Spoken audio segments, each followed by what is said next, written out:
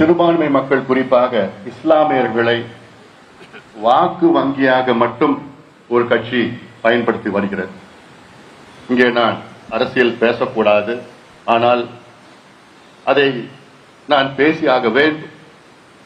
உண்மையான இஸ்லாமியர்களுக்கு பாதுகாவலர் இங்கே மேடையில் இருக்கின்றவர்கள் நாங்கள் தான்.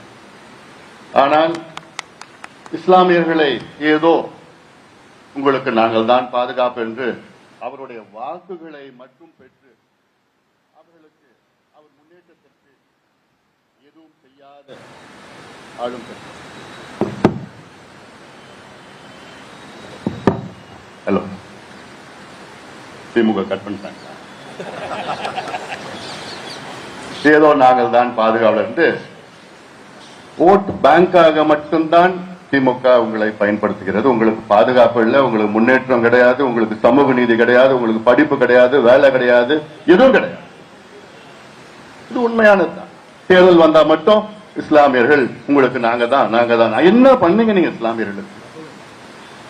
சொல்ல போனா பாட்டாளி மட்சி நாங்க போராடி 2008 இஸ்லாமியர்களுக்கு உள்ஒதுக்கீடு வாங்கியது நாங்க பாட்டாளி மட்சி 3.5 விழுக்காடு. இது போதாது, இன்னும் 5 விழுக்காடு கொடுக்க வேண்டும்.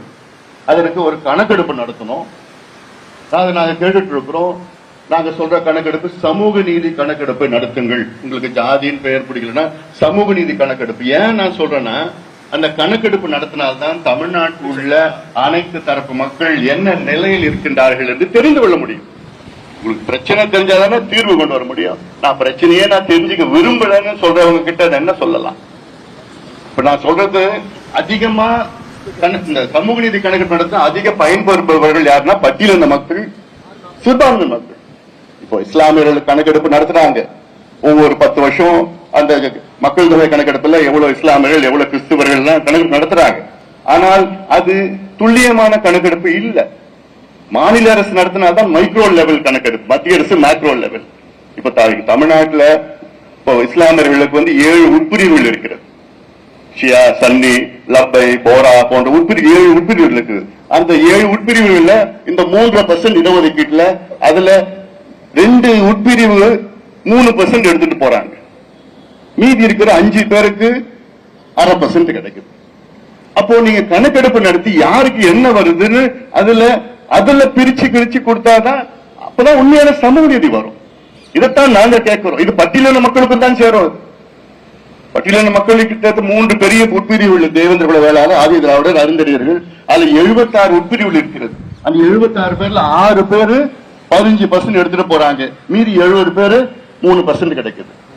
அப்ப என்ன சமூக நீதி? இதுதான் நான் கேட்கிறோம். எடுங்க, கணக்கெடுப்பு நடத்துறதுக்கு அதிகாரம் இருக்கு, எல்லாம் இருக்கு. மனசுதான் கிடையாது. பேரு மட்டும்தான் இஸ்லாமியர்கள் பாதுகாப்பு. அதெல்லாம் ஒண்ணும் கிடையாது. அதை நீங்கள் இஸ்லாமியர்கள் தெளிவாக நீங்கள் புரிந்து கொள்ள வேண்டும்.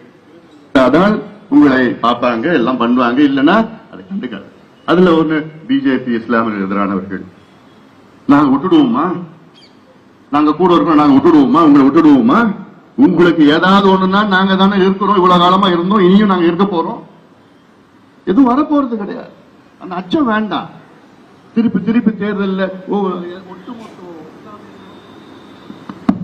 ஒட்டுமொத்த இஸ்லாமியர்களும் ஏதோ மொத்தமா சேர்ந்து ஏதோ ஓட்டு பேங்க அவங்களுக்கு ஓட்டு போடுறது. அதுல இருந்து மனசு வெளியில வாங்க. உண்மையானவர்கள் நாங்கள் இருக்கிறோம். இன்னும் கடைசியா ஒரே ஒரு விஷயம், ஏதாவது நபிகள் நாயகம் அவர்கள், அதான் நான் எடுத்துக்கிறேன், உங்க டைம் நான் எடுத்துக்கிறேன். நபிகள் நாயகம் அவர்கள் சொன்னது இங்க நான் அந்த ஜெயக்குமார் அவர்களுக்கும் சேர்த்துதான் நான் சொல்றேன். நான் அதாவது கீழ்கண்ட 10 செயல்களை செய்பவர்கள் சபிக்கப்பட்டவர்கள் என்று நபிகள் நாயகம் கூறுகிறார்.